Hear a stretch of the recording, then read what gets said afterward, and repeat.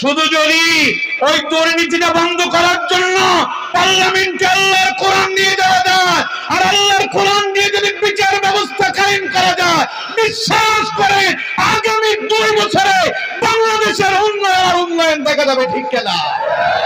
দুর্নীতি চিরতরে বন্ধ হয়ে যাবে।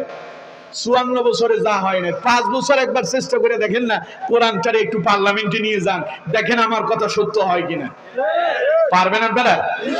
সেটার জন্য যুবকদেরকে ঐক্যবদ্ধ হতে হবে। আজকের নিট এশিয়া অথবা নিউ এশিয়ার এই যে আপনারা যারা শ্রমিক ভাইয়েরা এসেছেন, 5 বছর যাবত এই মাহফিল আপনারা করতেছেন। এই 5 বছর এই মাহফিল করাটা আপনাদের জন্য মোটেও সহজ ছিল না। ঠিক কিনা? কথা বলেন ঠিক কিনা?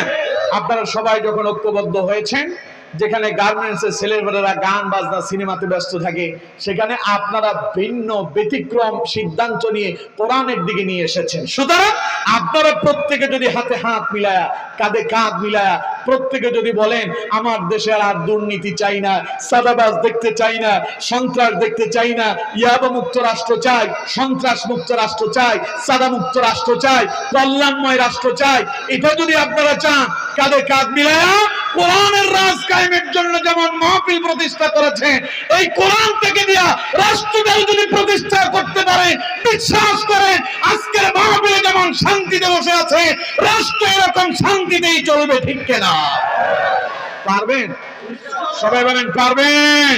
দেখি তো কারা কারা পারবেন, 2 হাত তুলে আল্লাহরে দেখান। নারে তাকবীর, নারে তাকবীর। দিন ইসলাম, দিন ইসলাম, আল কোরআনের আলো। এখন স্লোগান হবে সংসদে যান, আল কোরআনের আলো, আল হাদিসের আলো, আমার নেতা তোমার নেতা। নারে তাকবীর। আল্লাহ আমাদের হাতগুলো কবুল করেন, বলেন আমিন। আমি কি রাজনীতি করছি? কথা বলেন, রাজনীতি করছি? রাজনীতির কথা বলে